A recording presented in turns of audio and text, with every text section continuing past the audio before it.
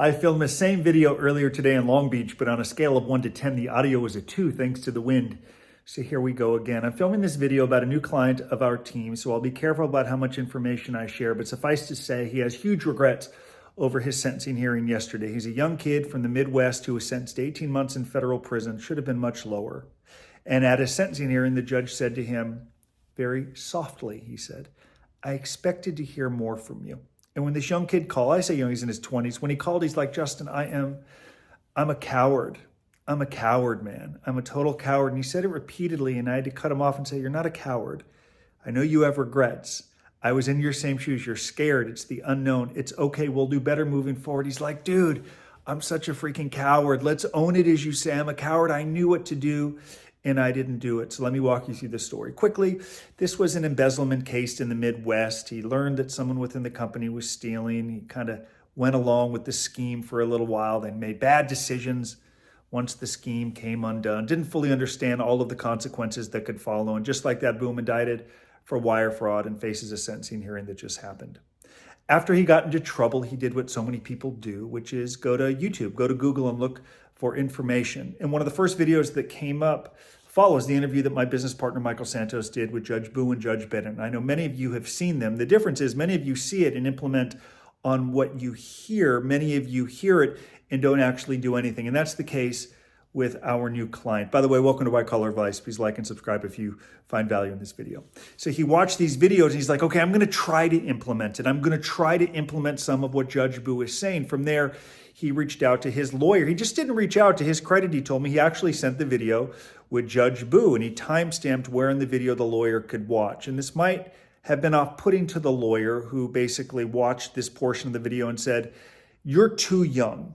You've not lived long enough to do anything that is measurable for mitigation other than pleading guilty. And you're lucky your parents are giving you money to pay back some of the money that had been embezzled that you participated in. But you've retained me. I'm going to take control. I know the U.S. attorney.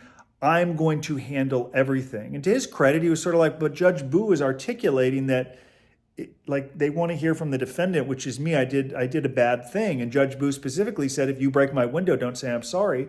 I need to know the plan to break the window. And she said what a lot of lawyers say, get off the internet, relax. I'm going to cover this. There's nothing that you need to do right now. So based on that, which is leading him to say, I'm a coward. I knew what to do and I didn't do it. And he felt like his lawyer's ego or overpowering him compelled him to cower and not do anything throughout the whole process, which is why when he went into a probation interview, he wasn't prepared. And it's really tragic to know what to do and not do it. For example, he knew he should have gotten this personal narrative to the probation officer with hopes that it can influence the recommendation the probation officer would make, but he didn't, and he felt weaker because of it. He knew there would be value in getting this narrative into the probation report because if he's in prison, his case manager can review the probation report and see that he wrote this narrative. His sentencing judge, who said I expected more, could see that he took the time to write this narrative for the probation interview, and that's consistent with what Judge Bennett told us in another video, that he would be very impressed if he knew a defendant took the time to write this narrative. Also, by writing the narrative for the probation interview, you can kind of timestamp things, so to speak. So you write the narrative today, but if sentencing is 3 months, 6 months, or a year away, you have more time to continue to build this record of good deeds, of not talking about how you're going to change, but actually changing. So the narrative, of course, could be updated down the road when you're on federal probation. Federal probation officers are trained, per our call and interview with Chris Maloney, federal chief of probation. They are trained to look at your probation report. He knew it would help him if he did more to influence this report. He didn't. The report came back. It was a recommended guideline sentence, but still, given his conduct, his age, the money was paid back. The scheme went on for just a brief period of time. If anyone should have avoided prison, it was this dude. And inching up to the sentencing hearing, he did very little to prepare. And what I mean is articulating to the judge in his own words what he's learned, why he'll never return to a courtroom, why he's worthy of leniency. He bought into this mistaken presumption that his lawyer, okay, he actually didn't believe it. He accepted it. And he knew that it was wrong. So at a sentencing hearing, he allocuted, he spoke, but it was one paragraph. He sent it to me, and he knows I'm filming this video and he's excited about what's to come, and I'm going to talk to you about what's to come next. He gave a one paragraph statement, boilerplate stuff. I'm sorry, I want to make amends, I'll do better moving forward, etc. And essentially the judge said, with the support that you appear to have, because he had friends and family and siblings in the courtroom, I expected to hear more. The judge gave him 18 months in federal prison, primarily as a deterrence component. That's a big reason federal judges sentence people to federal prison. It's this deterrence component. I think the judge knows it's very unlikely he becomes immersed in the system again, but they want to deter. Another strategy I would have suggested this defendant pursue is deter students. We have many clients of white collar advice.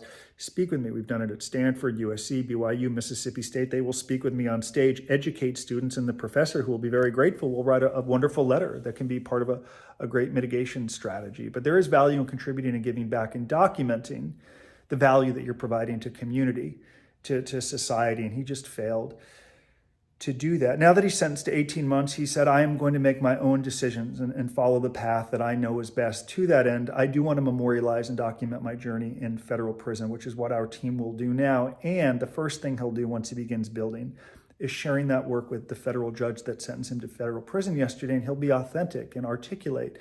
In retrospect, I could have done more. I knew that I should have done more, and I didn't. And I took the words that you said to me at sentencing very seriously. And I want to let you know, since you've sentenced me, this is what I've begun to do. And then he can build this release plan. He can talk about programs he's taking, what he's learning from them, how it's helping him, how he's growing his network and developing new skills. Someone left me this weird message, man. Like, oh, you and Santos is 60, you're 49. Y'all are writing book reports like you're in the third grade. Yeah, we are. We write book reports. Why did we read it? What did we learn from it? How will it help us moving forward? We also put the book reports in our release plan, and we share them with stakeholders like federal judges, probation officers, case managers, our family. Yeah, you go down your path, the guy that called and made fun of us and others who question the validity of it.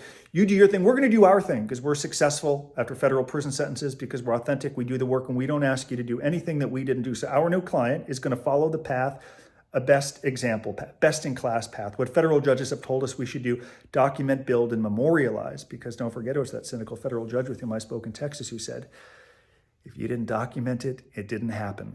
Got to document it. So that is what he will do in prison to close. We can't change the past. He can't change that he made some choices leading up to sentencing that he regrets. And of course, I can't even guarantee that he'd have gotten less than 18 months, but he would have had the dignity of preparing, of knowing that he did absolutely everything in his power. And the beautiful thing is he will never have that regret moving forward.